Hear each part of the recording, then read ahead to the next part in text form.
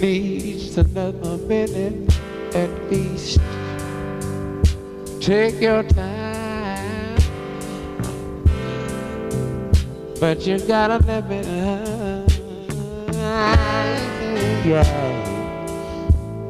That girl looks forward to another beating.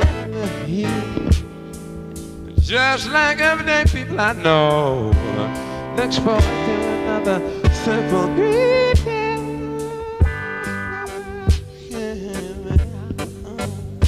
There, a band of woods looks forward to have a meeting. Just any old player you know, all he needs is rating. Time is education. Even when they tell you it's a sophistication.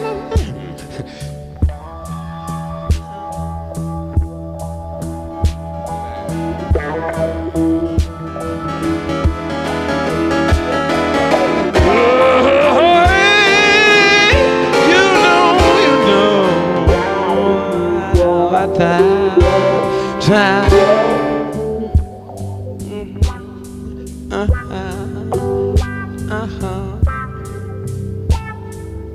Need to be a little longer. Time. The universe needs to be a little stronger.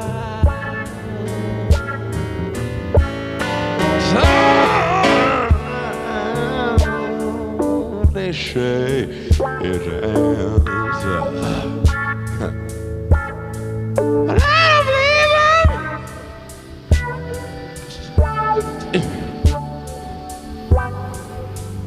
Time.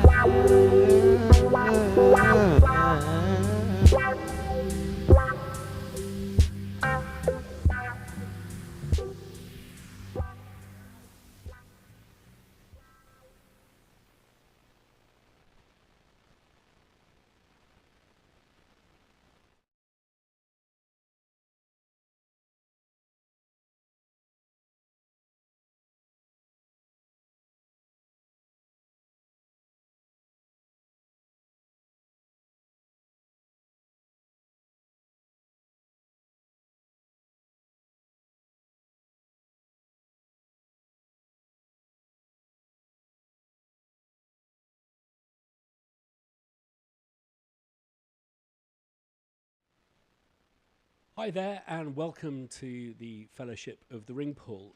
For people viewing on Instagram, I think there's only one of you, two of you, this battery is about to run out. So if you want to continue watching, I'd advise jumping over to YouTube if you can get there. And as always, there's a Google Meet in the video description down below if you're watching on YouTube for you to take part. It's a weekly blether about matters music and music that matters, and it's just suddenly turned into an awful week.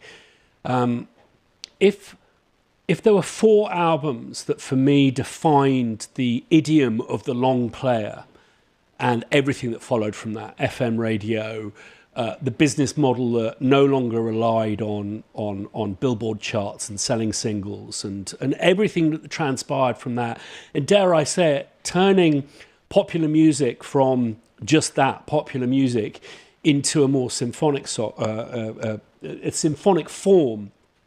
I would say those 4 albums would be Sgt. Pepper, Marvin Gaye's Beatles, Marvin Gaye's What's Going On, Pet Sounds, Beach Boys, and There's a Riot Going On by Sly and the Family Stone. And we've lost 2 great masters who are responsible for those 4 epoch-defining but also culture-defining albums. Pet Sounds, I believe, was very influenced by, or was it a contemporary of Sgt. Pepper? this is something maybe we can discuss on the podcast, our understanding of where that sat in the chronology. But this idea that you could create albums that themselves had an arc, it wasn't just a compilation of different singles you had put out. Marvin Gaye's What's Going On, which had this kind of continuous play, which was very revolutionary in its day. But the person who I think is always, for some reason or another, written out of music history, but particularly the history of funk, is Sly Stone. And what he did for multiracial bands, multiracial music. They were the only, when music was still characterized by various different categories, genres, they were the only R&B band to play Woodstock. And what a performance that was. I think it's Johnny Carson, or maybe it was just before then, but their performances on American TV, you can see on YouTube, man, they could play. But what Sly Stone did for the lexicon that is the long player, the album, was to create an album that was totally self-produced, where he performed all the instruments. And, you don't, if you don't have There's a Riot Going On, you don't get Sign of the Times, you don't get the Stevie Wonder albums where he's playing all of the instruments.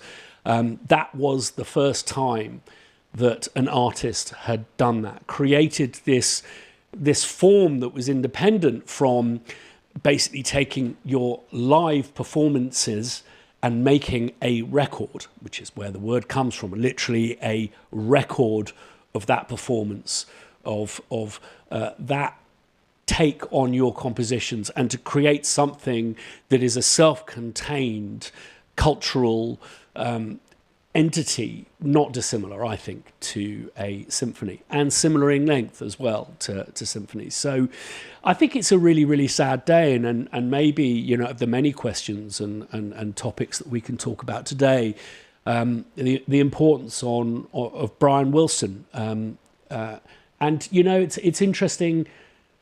For me, the Beach Boys it's not my kind of music, but there is so much in Pet Sounds to admire. And I think what's really important when you do listen to these albums is to understand the context they were made in. And certainly his track Good Vibrations, I don't think anyone up to that point had ever spent so long creating just this one 3 or 4 minute piece of music. I think it took him something like between 6 and 8 months, and so many revolutionary ideas in production, recording and overdubbing were trailblazed in that particular song. It's well worth listening to and understanding the context, the technological context in which it was made. And obviously we lost Sly Stone as well, who had a really tough time of it, and Jeepers didn't. Brian Wilson was very much, if you want to, I would always describe the treatment of Brian Wilson akin to the treatment of Judy Garland. He was like this kind of chemical captive, and his story and his autobiography is something well worth having a look at. This is how dark the music industry can get. And with Sly Stone, there were no ends of problems there. So I hope his passing brings him some peace. I used to live one street away from a member of the family Stone, and he talked of very, very difficult times working with Sly Stone, who had all sorts of issues. So may they both rest in peace. But let's talk about how maybe those two artists have impacted on your lives, your influences, or your understanding of what I think, would be great to come out of their passing is a reevaluation of the long player. I think it's having a huge cultural impact on the music scene, that we're consuming music basically like they did before these amazing individuals trailblazed the importance of the album. We've gone back to having our stuff curated and playlisted for us algorithmically, where we don't get to hear these wonderful arcs. And what's going on, I always say it's the R&B Sgt. Pepper. It is a staggering piece of work, but really only if you listen to it as an album. I'm just going to do a couple of updates. Season 2, a lot of you are asking, what's this Season 2 business? Where's Season 1? Basically, the Crow Hill Company launched a year and a half ago, and I decided to pull the blinds down, close the curtains, shut the doors to certain areas of our operation so that we could have a regroup, because I felt that we were not achieving the goals that I set out to achieve with Crow Hill. And I'm hoping that the new website, the new place to go and hang, is going to be live and kicking next week. And I'm hoping that on this podcast, so put it in your diary, I've been promising this for several weeks now, but we want to get this website right. I'm hoping to present to you where the emphasis of this project lies, and that is a place that's kind of like a safe house, a place for inspiration, opportunity, challenges, all of that kind of stuff, that pays for the operation by selling something I think we're quite good at doing, which is selling sounds. But I often say on this podcast, I don't want to shill our wares too much. Don't want the YouTube channel to be commercialized. For me, it's all about encouraging people to make music regardless of their background, their means or abilities. The Comp Challenge ends on Sunday, so a little heads up and a reminder there. So if you recall, I've suggested that we score the Snakes of Russia trailer, which is a fantastic trailer, with sounds that aren't commercial and that have been recorded on a smartphone. And we are getting an extraordinary selection of submissions that have come in. It's not huge numbers. The prizes are awesome. Some stuff from UJAM, some goodies from Crow Hill, but also the opportunity for us to make you a bespoke sample library based on, whoops, I've got a little fan here, it's really hot up here. Based on your favorite sample library. You're not allowed to take sample libraries and change them and then repackage them. But what you can do is take sample libraries that you buy and license and change them for yourself. We're going to do it for you using all of this lovely gubbins here. And there's another gubbin arriving, I hope, later today. It might interrupt the podcast. I'm very, very excited about that. Solstice Walk on the summer solstice, which is the 21st of June. So that's a week on Saturday. There's a link on our website, I believe, Simon. I think is it on the homepage as well now? Pass. Okay, well, we'll make sure it is on the homepage. But yeah, if you just go to Composer Walk on our website, there is an Eventbrite, and we'll make sure of that, and we'll be reminding you via socials, so make sure you're subscribed to them as well. And what's really exciting is we've got the winner of our previous challenge to help brand this podcast. He's actually catching a train up to Edinburgh tomorrow to go to Castle Sound Studios, where we will be playing host to a brass band to record the new ident package for the podcast, totally live with tenor horns and all of that kind of stuff. Included in the Season 2 release of Crow Hill next week is Vaults Are Coming Back. And are some old vaults coming back with a new twist? Yes, they are. So again, if you haven't subscribed to this channel, please do. So often, I think that what's successful about this podcast is maybe having a question. We get loads in, and we can't get to them all because we have this Google Meet where people join. So usually, once the conversation gets going, the questions that are being fired in from socials and on the like the messages that you get on YouTube, we can't actually get to. So what I've asked the team to do is, Simon and Alan, is to hang on to a good question and start with that. So what do we have this week, Alan? What is your best and worst gear acquisitions? Best and worst gear acquisitions. I would have to say for The best is quite easy. The best would be my Schimmel piano. I went into piano shop in King's Cross, and I had a budget for an upright piano. I wanted something that would suit felting because it was all the rage back then. And I went in and I tried these Schimmels, which are handmade pianos made in Germany. And I settled upon their absolute cheapest entry-level one. And there's just something about how it records and how it sits in a mix against dialogue. So that Schimmel piano has appeared in, loads of inside number 9s that I've done. All of the Poirots feature it pretty heavily. And it's just one of those, it doesn't sound great when you're there in the flesh, but it just records and sits in there.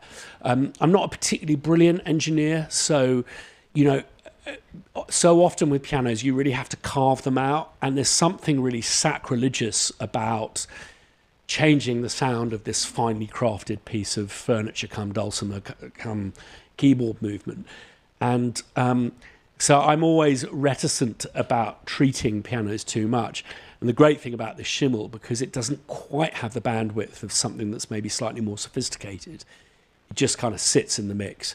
And it's really good when played quietly. But it also has the Celeste pedal, the felt, which actually rings out. And that isn't the case on all pianos. Sometimes playing a piano with a Celeste pedal is quite difficult. And for some reason, it's really easy on the Schimmel. So that's my best purchase. My worst purchase is sitting up there. And it's become referred to as the chocolate teapot. And it's the Neve centerpiece mixing desk. And I bought it at retail for, I think, £3,500. And it's a mixer. And yeah, I know it's meant to be a summing mixer, not a mixer, but it's a mixer without any pan pots. And it just infuriates me that it has that limitation. So as a consequence, I used the centerpiece. I've used it for a total of 27 minutes. And why I know it so exactly is it's what I used it's what I used as basically a backup switcher unit for the live edition of Inside Number 9, which I played live. I had a cello in my left hand, piano in my right, on a split keyboard. And I had a backup, so I had a Mac running those samples, and I had a backup Mac running the samples, and just a quick mute. If I hit both mute buttons together, one would mute and one would unmute. If anything went wrong and crashed, because this is probably about 7 years ago when laptops were still a bit unreliable as a live thing to use. So I used it on the live performance of Inside Number 9, and it's been gathering dust. And I've just checked out how much these things fetch now on Reverb, and we're looking at like 10 grand. And it's like, why? They don't have any pan pots. It's a chocolate teapot, as useful as, for me anyway.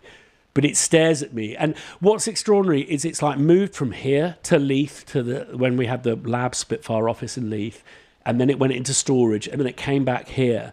And every time it gets moved, the big, nice encoder knob in the middle, for some reason, gets broken. So I've spent probably, every time it gets fixed, it's about 300 quid. I probably spent the best part of 1,200 quid, about $1,500, getting this thing fixed, that never, ever gets used. So talking about return on investments, it's a very, very low return. I'm thinking of making a bit of a monologue about ROI, return on investments, and how I've been criticised in the past when talking about buying gear and thinking about its the value of it, 10 years down the line or whatever, and how that's not why you buy gear. And my question to you is, why not?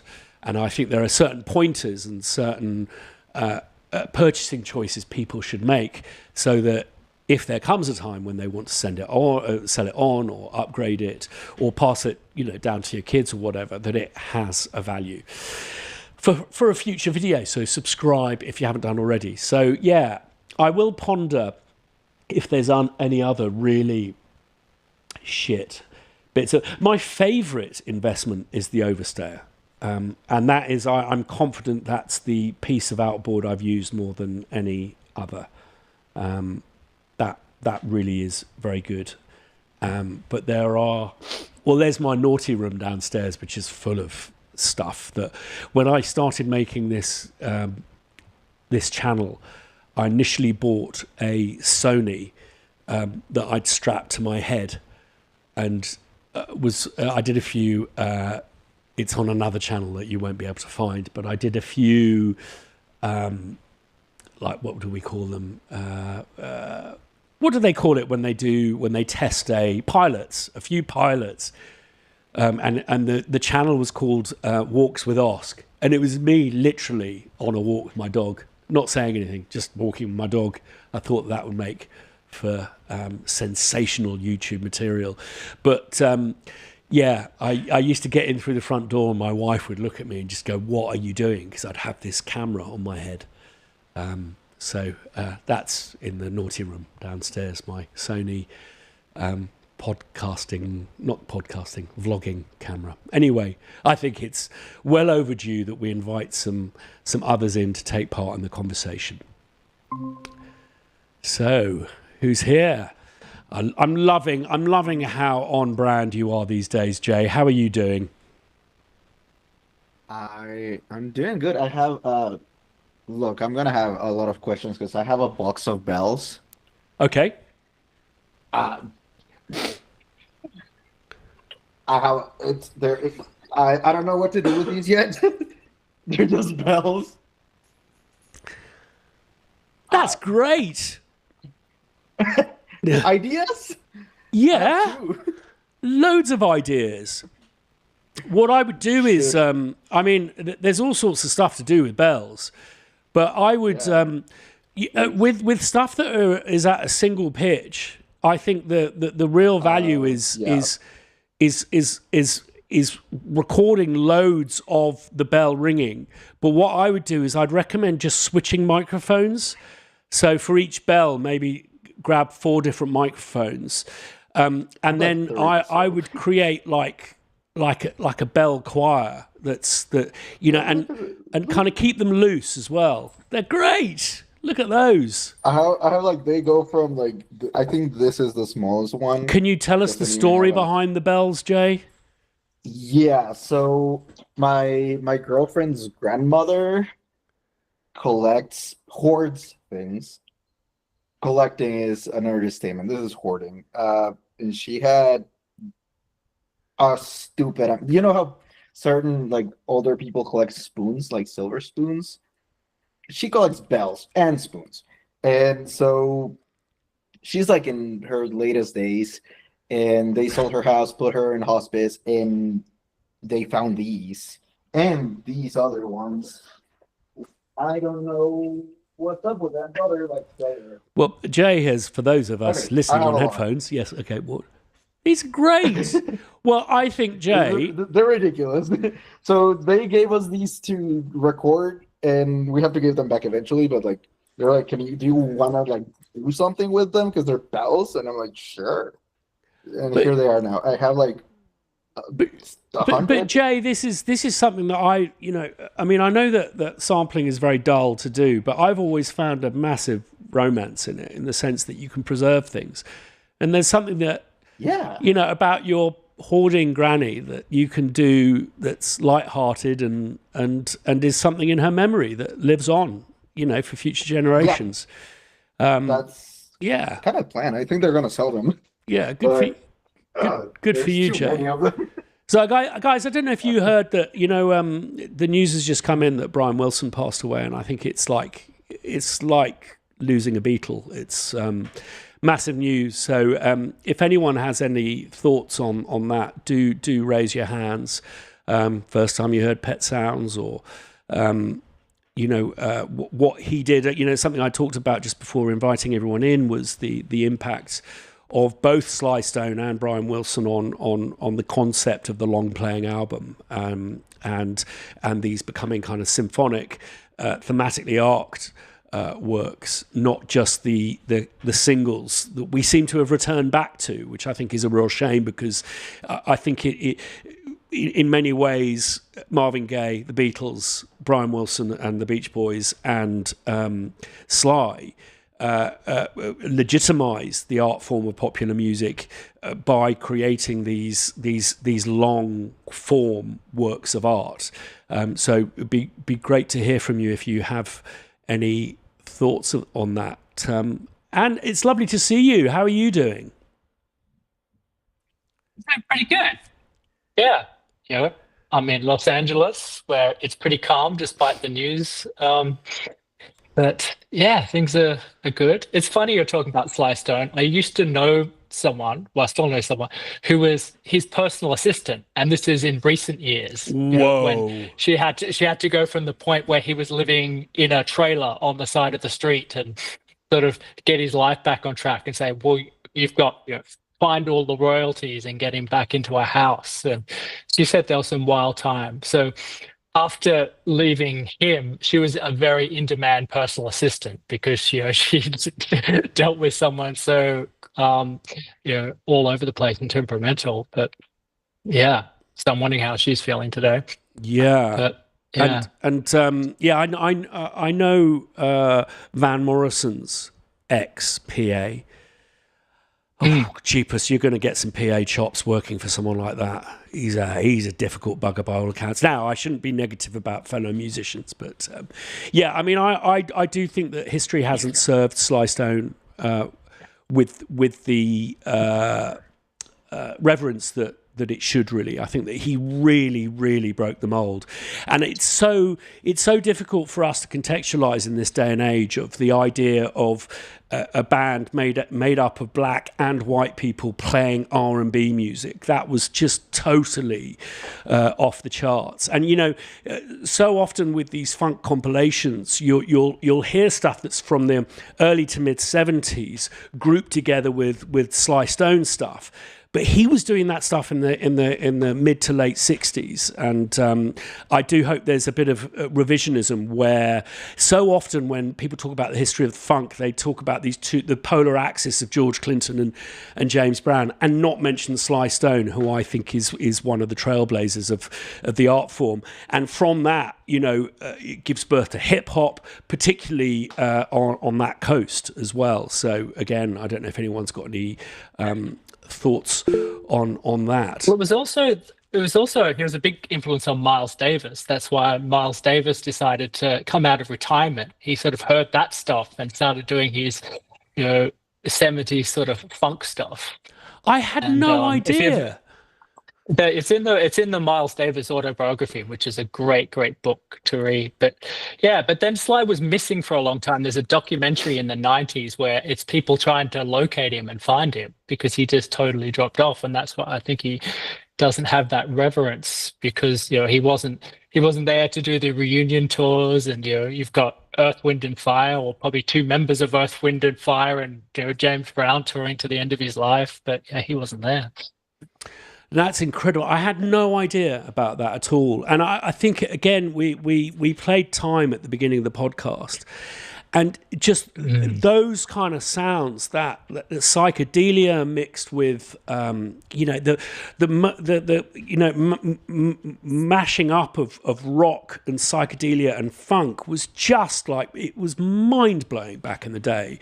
And I think, you know, listening to Time, it's never dated, and listening to Family Affair and realizing, there's no drummer on it; it's a drum machine.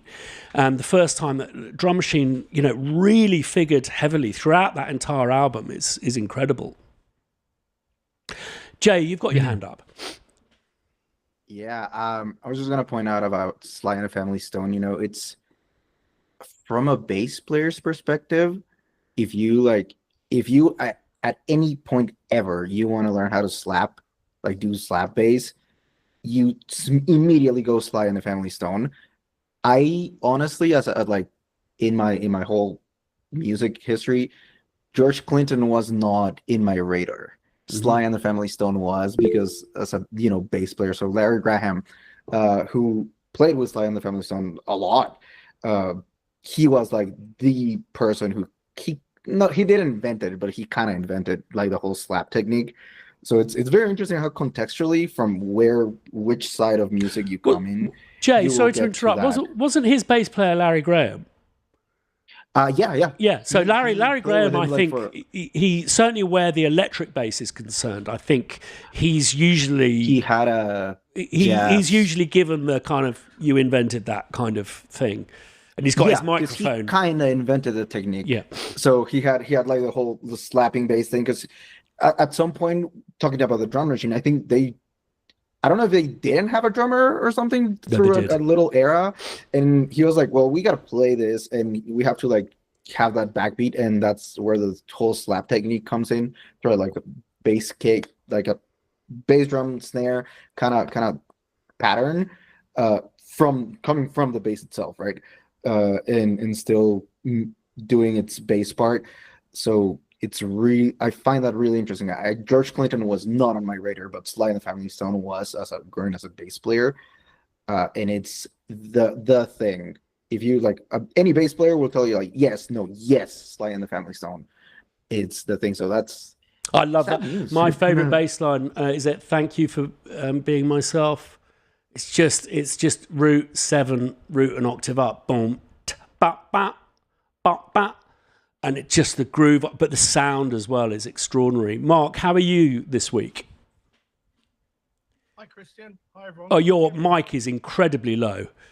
I know. I've been cocking around with it. Can you hear me now? Yeah, and I'm sure Alan's going to turn you up as well here. Is that okay? I'll leave it there. I won't cock around with it. I've had people in here doing stuff, so God knows what's going through there now. Is that okay? Yes. Oh, don't let people in your studio. No, and it's embarrassing that it's doing stuff and I can't be doing with it. I'm not happy about it. Anyway, my only contribution, when the name Brian Wilson comes up, I mentioned on a podcast a while back, maybe wrongly, that the inspiration for songwriting often comes from a sad place, and it's very hard to write songs from a happy place. But Brian Wilson, I think, took melancholy and made it joyful. If there's ever songs that you can sing along to and harmonize with, that's really what I think of when I think of those kind of songs. It's the sort of stuff you can pump up in the car, sing along, sing a harmony to, just joyful music. That's really all that I can. That's the contribute. I think of my teenage years when I got my driving license, windows down, good vibrations, all that kind of stuff. Happy times. Yeah, and the textural and timbral use of the orchestral instruments, absolutely extraordinary. I think that there is a Pet Sounds documentary out there that I must look at again. But also this idea of the long player as well. I do hope that we return to that. My kids have started buying vinyl and enjoying music that has a kind of a coherent arc to it, and I think without the album, I worry about the culture we work in. But these things are cyclical; they come and go. Has anyone seen the Becoming Led Zeppelin documentary? That is something that's a real treat. That's a beautifully made documentary. Malcolm, how are you doing, sir? Hello? Yeah, I'm fine. You hear me? Yeah. Yeah. Good to... Yeah, sad news today. I mean, not specifically for these two guys, but that era of music I find really inspirational in that, we think, well, not us, but, some people think they're being smart, bringing quirky sounds into music and everything. But if you go back to early Simon and Garfunkel album and BJ's first album, you had Gregorian chant and you had harpsichord in both of these albums. And, when I was kind of doing a bit of research on that era, just to find that and think, shit, that's really good. That's really creative stuff. What are we doing that's new that wasn't done back in the early 60s and 70s? So it's I find that whole era, really good. We kind of gloss over it culturally, I think. Sometimes, we just think these albums are there, but actually to dig into them, as you're saying, in terms of looking at the long player and the development of that's interesting. We had a group of folk around today just doing a rehearsal, and the lunchtime chat was all about the new age and, the kind of death of the album in a way, and just the way people are consuming. I guess we were all looking at our own experience and thinking, people used to watch, series, nightly series on TV soaps avidly. That was the thing. But it's been replaced by 30 seconds on your phone. And okay, that still works, and that there's a story and development, but it's been such a change. I think people my age find it a bit of a hard one to swallow. I mean, we're kind of doing the very opposite in what we're doing right now in music. We've got a show that's 90 minutes long, and we don't actually introduce any songs or anything. It's a piece of art. So and people seem to respond well to it, and I think it's because of what else is going on. So it's interesting. I don't know. So that's my kind of thought for the day in terms of inspiration from that era, 60s, and Thanks, Ant. No. I was putting my thumbs up to Ant, who's showing a picture of. But you're holding up the thing that I think was one of the death knells of the album was the fucking jewel case. Because for me, albums were about losing yourself in the gatefold, and these people and the pictures of the sessions becoming these historical artifacts. And I'll never forget getting my first CD and going, who the fuck designed this? This is an awful piece of packaging. And particularly everyone rebought all of their albums on CD. And it's like, the Sgt. Pepper, you can't even see the faces in the Peter Blake, piece of art at the front. God, I sound like an old codger. Well, I do have it on vinyl somewhere, but it's funny. I just looked over and saw it because this was the era when iPods happened, and you wanted to put all your stuff on your iPod. And so buying CDs, like I got this, for $8. It seems like that was the best way to get high quality audio if you wanted WAV files and not crappy MP3s back then. So there's this era where I started buying CDs, and sometimes lately even, like I've been wanting reference files to sit in my DAW, and just go, where can I get a high quality, high res file of this? Because I don't want to put an MP3 in there as my mixing reference. Yeah, I've just bought a player because I a little bit like I do, like before getting on a plane and downloading a podcast or a few episodes of something. I've got a new thing of going, I'm just going to decide what I want to listen to today, and I dump it on that. But yeah, all my CDs are in a cupboard somewhere, and I think that when we first started ripping, probably went, oh, there's no diminution in quality. I think we probably listen to it now and go, ooh. Not so great. Michael, how are you? Hi, Chris. Hi, everyone. Yeah, I'm fine. Busy week. You're bringing back some memories, you guys are. I tell you. I can remember the time when I bought my first single. Can't remember what it was. When I was really into the coloured vinyl CDs. The blues, the colour blue vinyl. I don't know if many people can remember that. I'm similar age to you, Christian, a little bit older than you. Yeah. So, yeah. And last week's conversation, I was thinking about the earliest song that I bought. I think it might have been a group called Haircut 100. Oh yeah. Remember them? Yeah. Yeah. Good stuff. Malcolm, sorry, you got your hand up.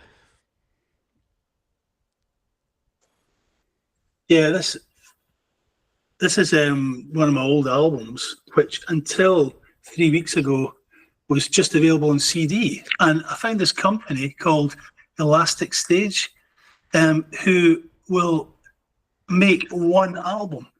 Whoa. If you want to. Yeah, it just changed everything for me. I got two made because the two of us made this album back in whenever it was. But the quality is just absolutely superb. Obviously, you can't see it in my camera, but I mean, when I kind of, when it arrived, I was just completely taken aback. It's got very low volume on it, so I'm going to get back to them and say, was it me supplying the wrong kind of master or whatever?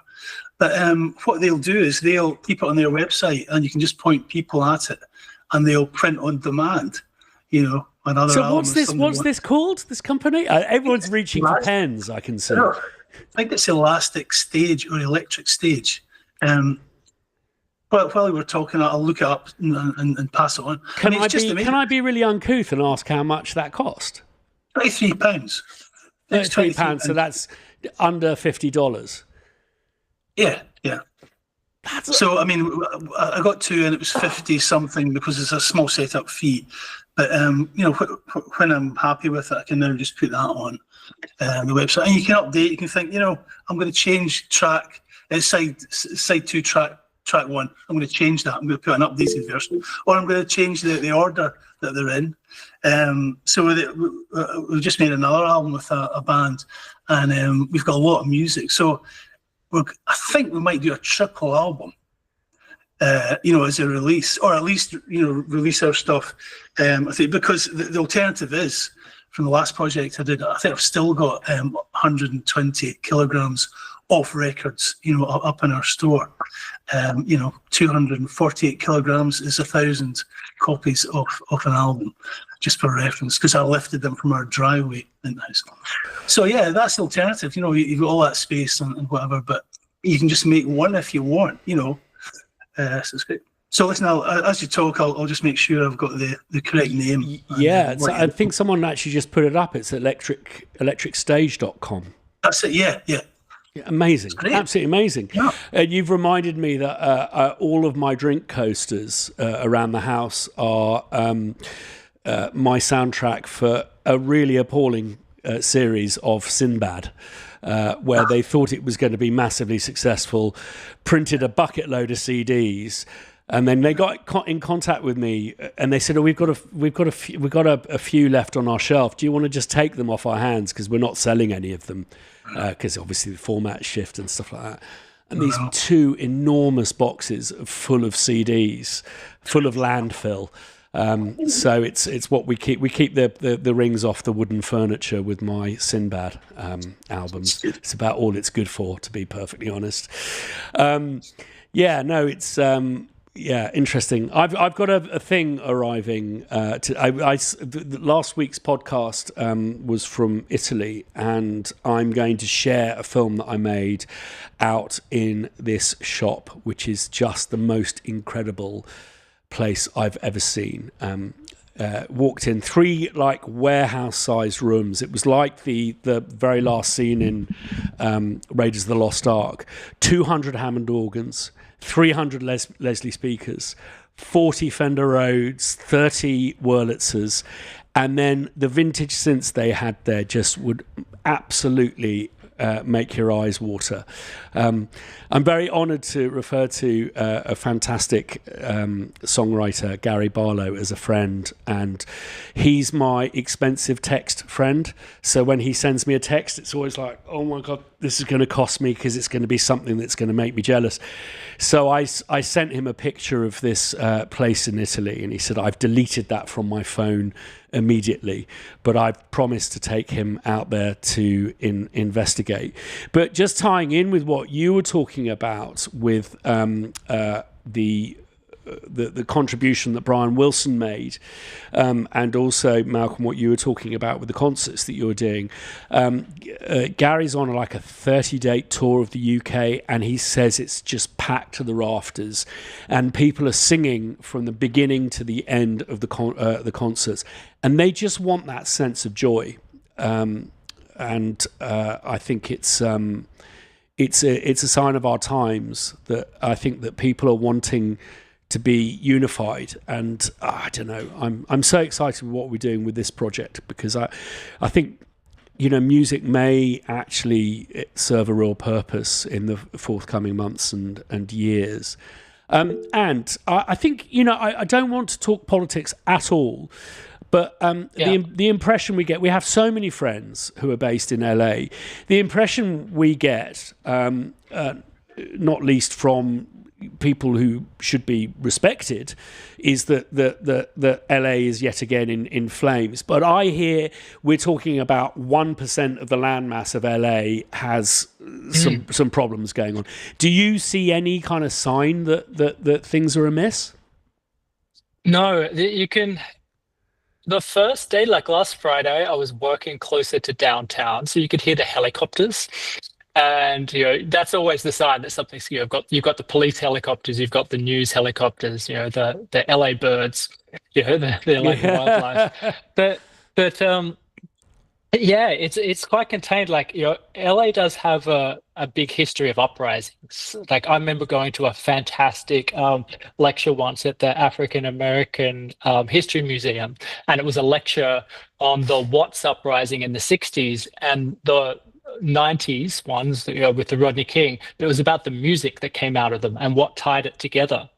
It was like interesting, you know, saying that there's a Frank Zappa song about him, you know, watching the riots on his TV in the 60s, but then you've got the Dr. Dre one in the 90s saying exactly the same thing. So this was fascinating. I was going, well, this city does have a rich history of uprisings, and especially when you've got 1 million undocumented people here who contribute so much to the economy, and that people are scared and angry. But there's some crazy anarchists there. I thought the funniest thing was the Waymo cars. I don't know if they're ever. You've probably seen the Waymo cars, Christian, here. Choose the driverless rideshare. So no, I've not seen those. Yeah, so it's you get in a car and there's no driver, but they've got 29 cameras on them, and they've got a big spinning one, and you know, and they're Jaguars, so they're probably worth about $150,000 because they're electric vehicles fitted with all this stuff, and you can get in them and go for a ride. So that sort of future's coming. But people summoned 5 of them into the protests and just set them on fire and destroyed them. So it's like symbolic, but yeah, you're on camera doing that. But it's funny that Waymo just kept on sending them. Yeah. Just, but it's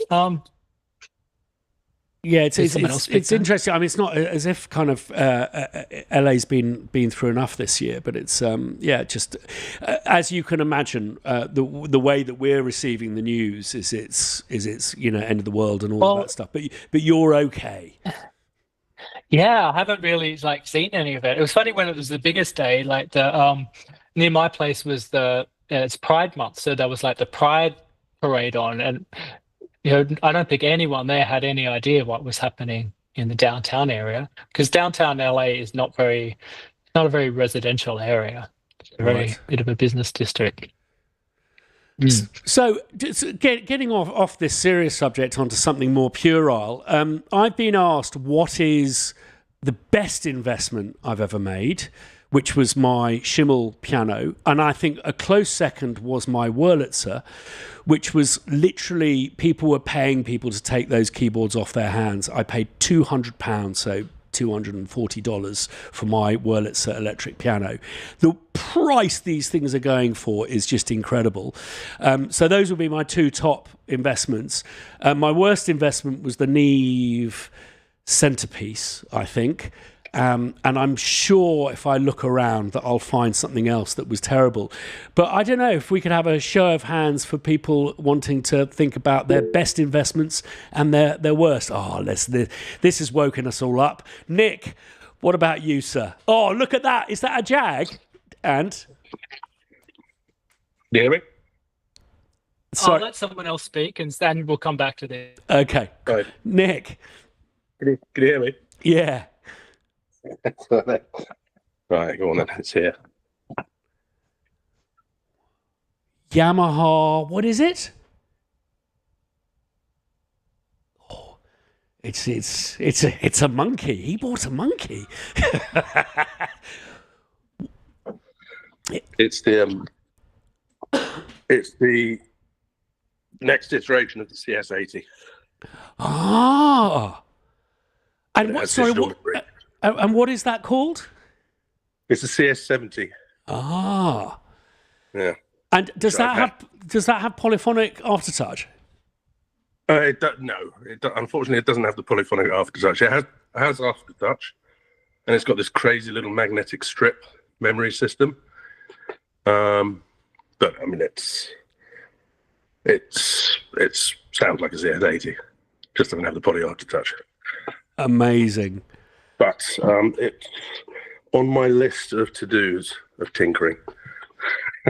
I love it. I've just recently done a blag sheet about MIDI and looked into the history of that, and it's absolutely fascinating. And it's really interesting to see within the specification where the kind of egos and the kind of commercialism kind of fought with the concept of the protocol.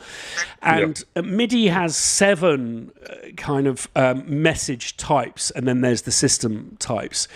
One is note on, one is note off, one is pitch bend, and 2 of them are aftertouch, and one is polyphonic aftertouch. So I imagine Yamaha were really behind polyphonic aftertouch with the CS80 before they realised that no one used it. It was way too complicated to manufacture. Well, this was the last analog that they built, and after this, it was the DX7 was their big offering. This is pre-MIDI, so it's got a weird connector on the back that you could link it up with some other things of that era. It hasn't been fiddled with. I haven't midified it yet, and I've had it since the 90s, which I got for a decent price. And I've been again, just like my porn channel is Reverb, and so I've been looking at that as I always do, and I discovered that there's that, because I've been looking at the Vangelis stuff of late, and that's a little hint of what might be arriving here soon, literally in minutes. But there was a thing that he used, which is Yamaha, which was a massive organ, and it was an EX42. And I want to posit, was the Logic EXS24 named after it? It seems like a coincidence that they switched the numbers around. This is part of the big Yamaha GX organ range. Yeah.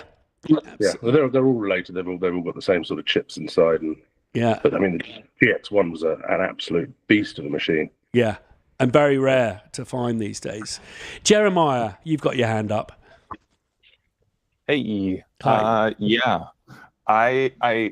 It's nice to think about the little bits of gear that I have, and like I got stuff from my grandparents and things, and they were in Europe during the mid previous century, and that's kind of fun. But I think next to the DX7 II that I just got from my friend, which is very fun, I think my favorite piece of gear is when I was touring more. I had, if anyone knows AOT drums, I had Ray, who's here in the Lower Mainland, make me a custom nesting kit. So it's custom sizes. I'm primarily a drummer, and it's a 12, 15, and an 18, and they're incredible. Like I'm incredibly lucky. It's one of a kind. We chatted for years on this, and then eventually got together. And it's his Rhea brand, and he's only made a couple of these, but everyone is custom. And this one nests into the bass drum, and it's like light as heck. I have one bass drum case that I carry around in when I go out, and like I got the lightest setup thanks to him. So incredibly grateful. One of the things that he imparted on me when I was really a little bit younger than now and touring was that like it doesn't really matter as much as you'd like how loud the drums are, what they sound like, it's how good they're mic'd. And so, I mean, of course, there's some minutiae you can fiddle with that sort of ideology, but I think overall that really was a good lesson for me, and I think it just applies to a lot of stuff. So I can't think of anything that I'm super unhappy with that I've bought. I think everything has its own character, even if it's shit. But I think that one is really my pride and joy, and I will never sell it as long as I can live. Has anyone watched I think I may have mentioned this on a previous podcast, but has anyone seen the Bootsy Collins kind of studio tour that's on Reverb, on the Reverb YouTube channel? If you haven't, and Jay, and for any other bass players here, you have to watch that with his bass with the 4 outputs going into 4 different pedal boards, and then you can hear him working that stuff. But he also has Bernie Worrell, who is just such an amazing trailblazer keyboard player. He has Bernie Worrell's keyboard rack that Bernie used to store there, and talked about how Bernie got everyone in Parliament to get into these, which is the DX100. And a friend of mine argues this is the best digital synth ever made. This just arrived from eBay. I thought I'd grab one before people started buying them up because of the Bootsy video. But I'm gonna see what I can do with that. Who's next? Pavel. How you doing? Hey everyone. Hey. Hope you're doing well. I'm doing fine. Well, it's hard to decide, but I'm gonna show you. Probably the best piece of gear I ever got is this Rio saxophone, which I use daily, and it's not super crazy expensive or whatever, but I've been playing for like 8 years or something, and then this is definitely the best investment I ever did. Yeah. I don't want to wake her up, but she's kind of looking already. And at the same level as the saxophone is my French horn. I also play French horn, so it's I really like this. I kind of forgot what model is this, to be honest. Yeah, but honestly, the dog is the best thing I ever got. So just wanted to say that. Here. It's interesting. Our producer Alan is usually zoned out by this point, taking notes on what everyone's saying so that we can make cut downs and stuff. And suddenly, I just saw him sit up and look towards the saxophone. He's our resident saxophonist here, and I think that I've made my feelings about the instrument known to him probably more than any other human. But no, it's I like the saxophone really, provided it's not being played in a middle 8 on its own. Sorry, I'll just stop now. Elliot. Oh no, and sorry, you were next. You've got, was it a Jaguar that you've got?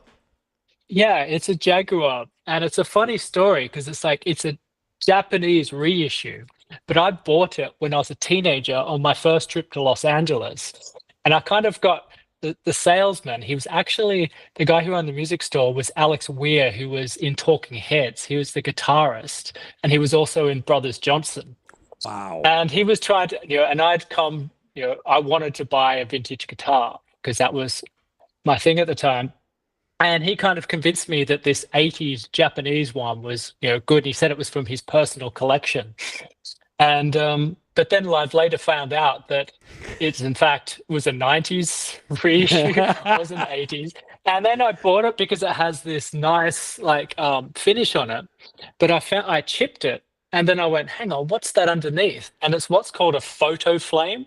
So that's actually a photo lacquered over on top of it, which they did for a while. So everyone used to go, look at that wood grain. And it's actually just, so I actually saw, I've never seen this guitar, but I saw a picture of the artist St. Vincent, and she had one.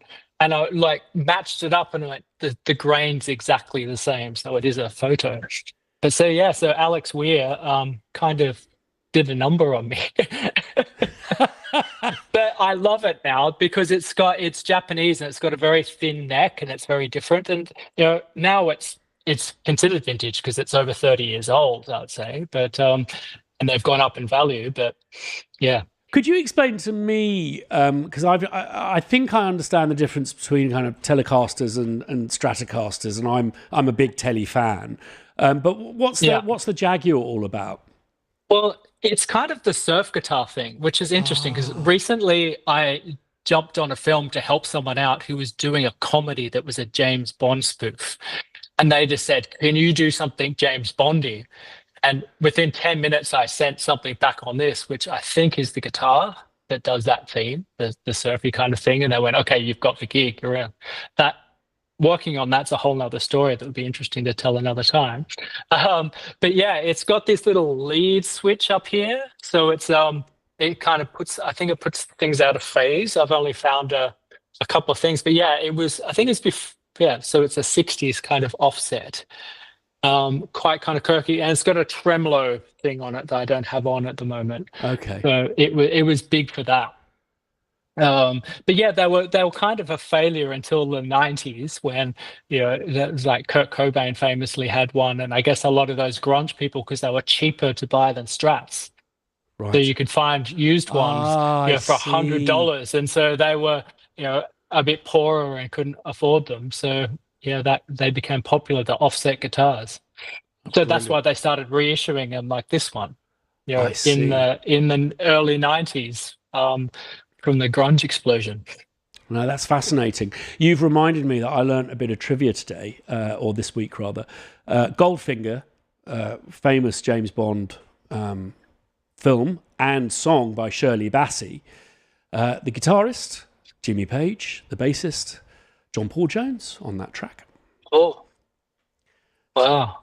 It was funny jumping on this film because it was a James Bond spoof, but in the style of Arrested Development, The Office. But it was about nepotism. Like a relative of James Bond had the job in the Secret Service, and he really shouldn't. Which is it's not really my thing to do a comedy, but I learnt so much from this.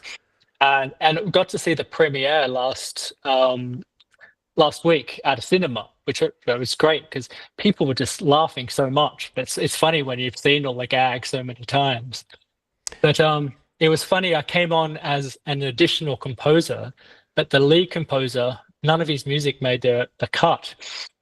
But I always think about what you say. He was the head of department. He made it all happen. He talked to the director. But it was because I had that jag and I could knock out these things very quickly that all my stuff stayed. Fantastic. What a great story. Elliot, how are you doing? Yeah, not too bad, thanks. Not too bad. My fun bit of gear that I picked up about 10 years ago was one of these.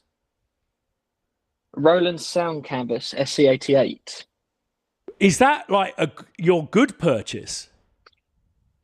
Yeah, so this thing, I don't know what it is. I always loved it. One of the things that got me into music was Final Fantasy VIII. I loved the soundtrack to that game, and I found out the entire score was made on one of these. So for that reason alone, I wanted to get one just to see what it was like. But there's something about the consistency of these sounds that when you layer it underneath other things, it brings a kind of like, I don't know, it just helps to add texture to certain things that I've found other samples layering don't really add. There's something about it. There's something about that kind of PlayStation 1 era style of sound that just really sings on certain tracks, not all tracks, because there are some sounds in here that are questionable.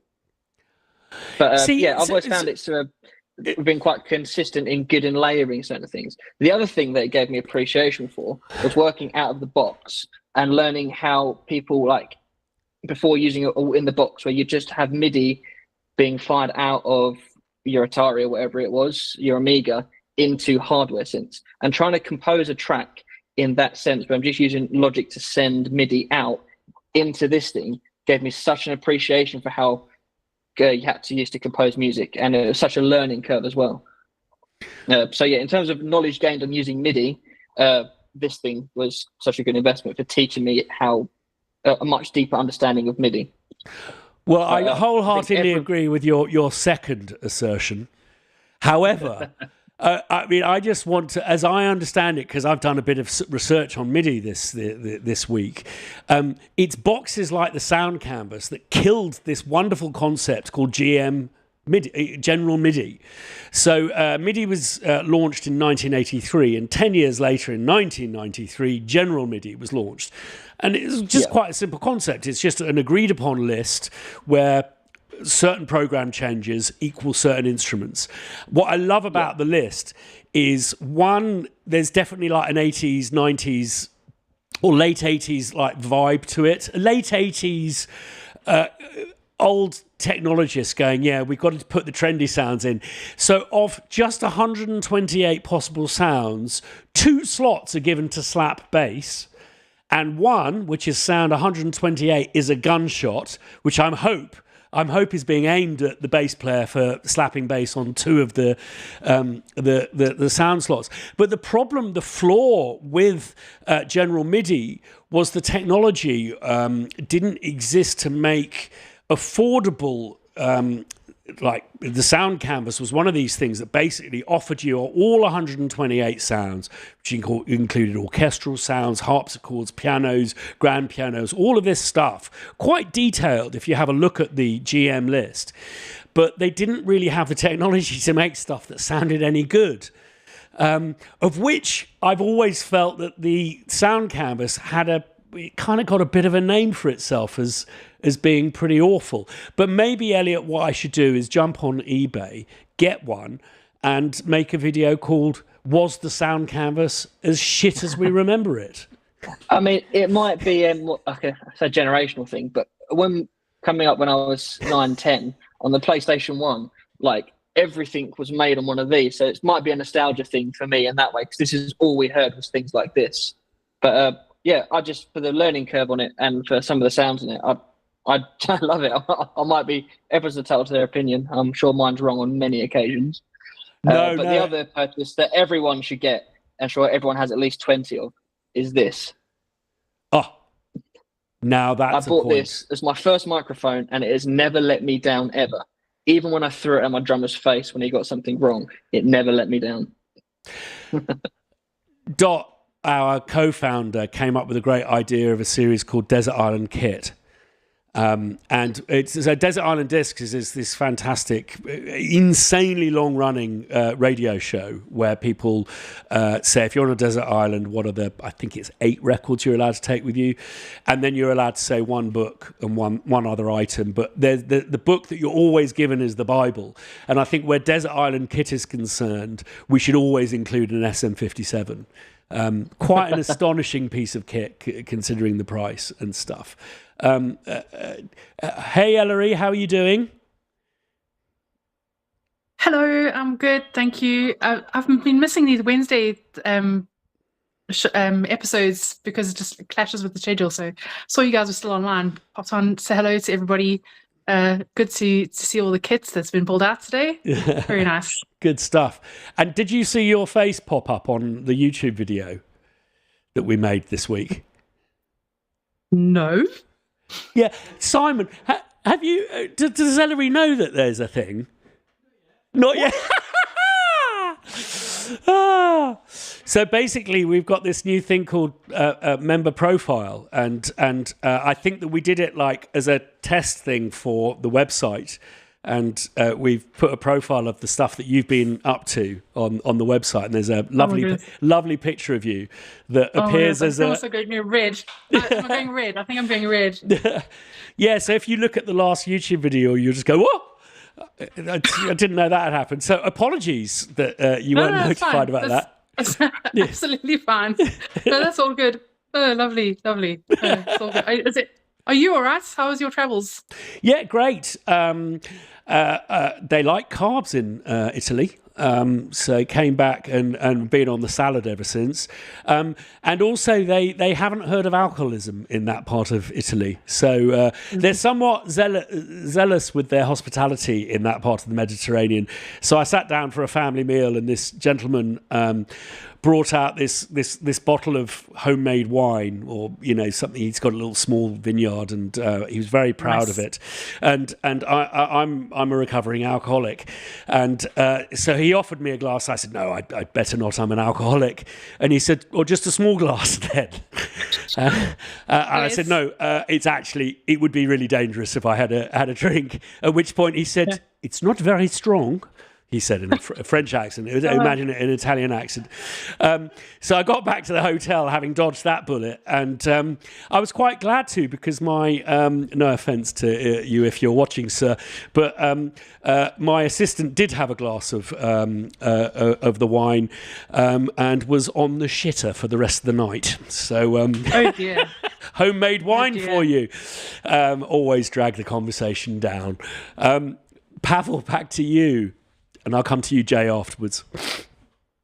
I just really quickly wanted to react to Elliot. I actually recently worked on the on a video game soundtrack, and the developer sent me this Canvas SK88 Pro, which so he was very keen on actually using these sound, and I can tell you it was such a hell to get that working, because I've never sent MIDI from computer to gear before, and then try to get it back into a computer, and I had so much issues with trying different cables and everything. So in the end, what I actually did is I sampled like 60 instruments from this thing into Contact, because I just couldn't figure out the cabling, and it probably took me much longer than it would have to actually figure out the cabling, but it was fun.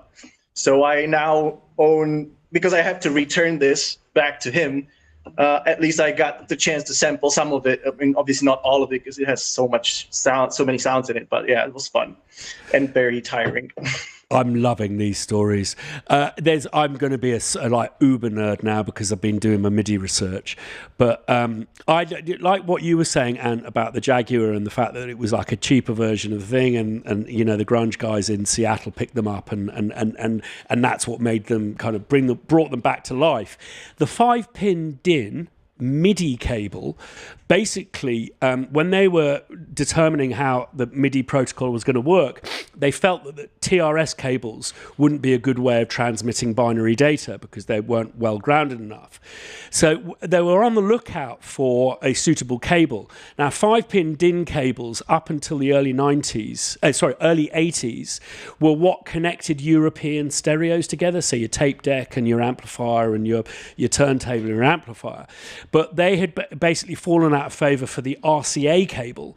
And the gentleman, I always forget how to pronounce his name, the head of Roland, basically had warehouses full of these fucking 5-pin DIN cables and said, could we use those, seeing as we've got loads spare? So the MIDI cable, 5-pin DIN, the ones that you buy now, if you were to chop them in half, they only actually use 3 of the 5 pins, ground, plus and minus, and the top 2 are never used. But basically that was the reason they were adopted as the MIDI protocol, was because there were warehouses full of the stuff they didn't know what to do with, because RCA cables were brought into favour. About as nerdy as it gets. Apologies for those of you who have fallen asleep. Alan, wake up. There's a saxophone on the screen. Jay. Oh my god, I have so many things, but I think, speaking of MIDI, there's 2 things that might be my biggest like investment, and one of them you're directly responsible for, because it's not gear, but I would say the BBC Symphony Orchestra has been in Albion 1. Those 2 things have been just like the whole thing. But I have an Arturia Keylab Essentials 88 in front of me that, oh wait, I can show you. This is one.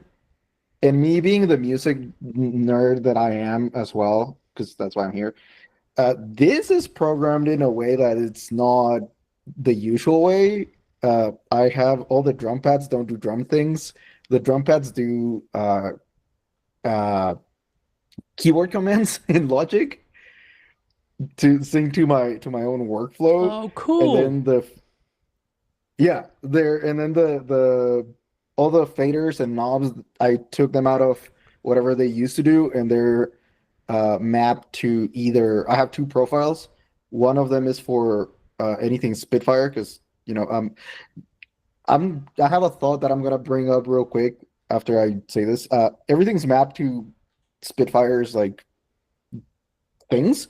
So they just did it that way. And then the other profile is mapped to all the MIDI instruments in Logic, including some of Crowhill stuff. So it'll just like control whatever I have available. It took me a while. I have problems. I'm a nerd. The other one, the other one is this. As a bass player, this is a MXR bass compressor. I've bought this 3 times. This is the third one because I lost one. I had to sell them because life. But this is the third one I've got out of this. If you're a bass player and you don't have a compressor, what is wrong with you? And it's probably the only thing you should have in your life. Yeah. Great. Thanks for that. And thanks for the... And then I'm going to show off my Jaguar. Speaking of... I'm just showing it off. Oh, yeah, just whip out your Jaguars, everyone. I've just grabbed something from the wall. Thanks very much. I mean, the BBC project is something, one of the proudest things that I've done. And Albion also. And I don't know, I've told this story a few times, but I don't know, Jay, if you're aware of where the word Albion came from. And basically, my wife used to tour with a gentleman called Peter Doherty, who's quite a kind of reactionary individual. And she had a tour poster up in our kitchen. And my eye used to get drawn to it, not because of her name, but because it had an act called Selfish Cunt. And I just would go, because we had young children, I was just aware that it was in our kitchen, that at some point when kids were coming around for play dates and their parents were there, or when the kids started reading, that we might have to take the Selfish Cunt down. But above there is Albion. And initially Albion was going to be called Blitzkrieg. And we had to come up with a new name for it. We were literally about to release it, so it was like we had a day to change the name, and my eye was just drawn to that because of a selfish cunt. There you go. Chris, why did you think of the name Blitzkrieg? By the way, I just thought it was. I just thought it was kind of like, because it was meant to be a kind of a rambunctious like library, and I thought Blitzkrieg. And the idea, the military technique is instead of having like a massive front, it's about concentrating your resources into a really effective way of breaking through a front, and that was the idea behind Albion, was that instead of having a massive library of sounds, you just have the ones that were necessary that got the job done. So that's why it was Blitzkrieg. But then I spoke to my accountant when I did him like the business plan pitch. And my accountant said, I'm not sure if these war references are particularly positive for a business. So I went and just talked to my German friend, Gertz Bertzenhardt, fantastic engineer. And I said, Gertz, the word Blitzkrieg, good or bad? And he just went, it's a really bad word, Christian. He goes, you English and Americans seem to just love and like big up World War II, whereas for the rest of the world, pretty shit time, and we don't need to be particularly reminded of it. So I'm glad for the selfish cunt. But can you imagine if I called that Albion selfish cunt? I don't think it would have had the success that it did today. Excuse me, I've just stopped saying the C word. I'm blitzkrieging. I'm blitzkrieging C-bombs at the moment. It would resonate with me, so I would have gotten anyway. And here's my thought. Here's my real quick thought just before I go. Okay. I just realized that we don't connect to brands where we connect to people, because I found Spitfire through your blog and through just having to need an orchestra. And then here we are, Spitfire's gone. Spitfire isn't gone. I mean, it's not gone, but you know what? Like in my head is like, oh, well, Spitfire's dead to me.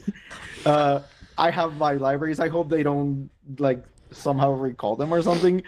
I still want a couple, but we're here. You know what I mean? Like it was not about Spitfire. It was about Christian doing the thing. It's about us. It's about a group of people, and I just like to say that the airs opinioned by people on this podcast do not reflect those of the person who are. Anyway, Charles, I'll get to you in a minute because we don't have much time left, and it's always lovely to end with a voice of reason to rescue us from the swarm of C-bombs that I've just lain across the internet. But Jeremiah does have his hands up, so back to you briefly.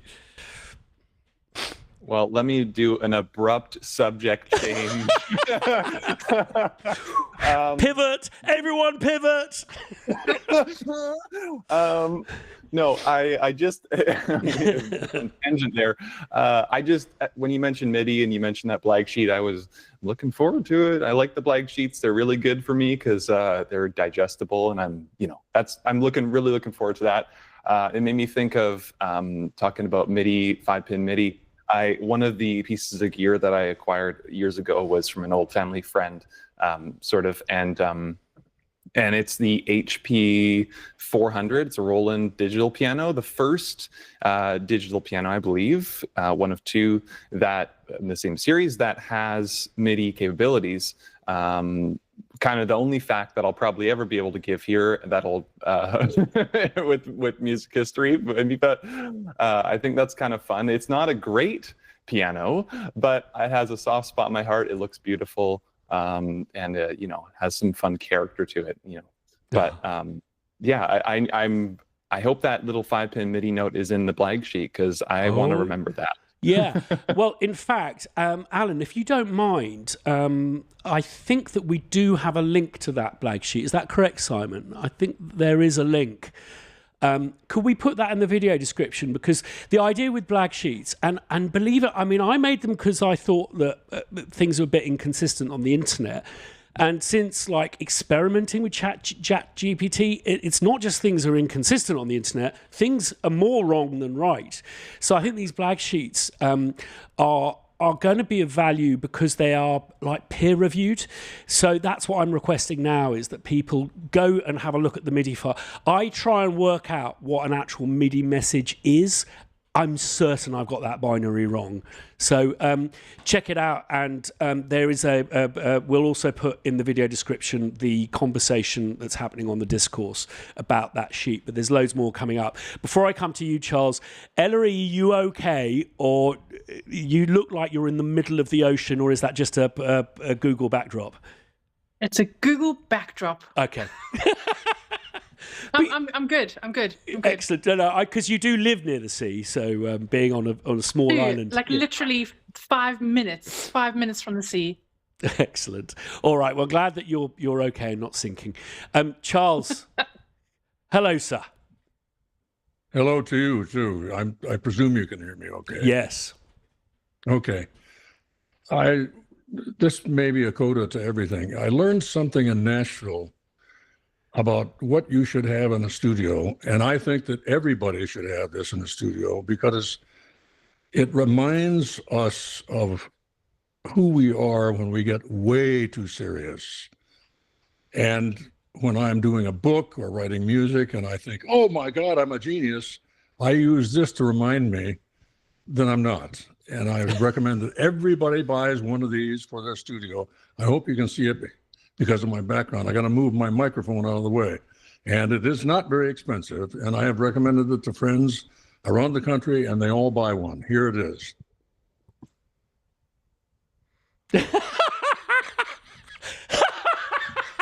For those of you listening on headphones, Charles has held up a rubber chicken. When we would have sessions in Nashville, if things start going sideways, the guy that I worked a lot with would open the door and throw it into the room. And I'm talking about A player Nashville guys. Of course, everybody cracked up. But anyway, everybody should get one when you get a little high on your horse. Amen. End of sermon. End of sermon. And I will not attempt to better that other than to thank you all for joining me again. I'm hoping on Wednesday that we will have a website to show you that will be live, that will, I hope, and I'm pretty confident will show you what we were trying to do all along. And we will make sure that we get permission for people's photographs, Ellery. You've got it's fine. Okay. But lots of love to you all. Do take care. Take care, and anyone in Los Angeles. I know it's not as bad as it looks on the news, but our thoughts are with you. See you next week, same time, Wednesday, 1900 hours UK time. And do subscribe to this channel if you haven't done already. Check out the new blag sheet and let me know where I've gone wrong. We need to snag it so that we can get people to have it on their phones, download it, or indeed put it on their walls if they want to. Lots of love. Bye-bye.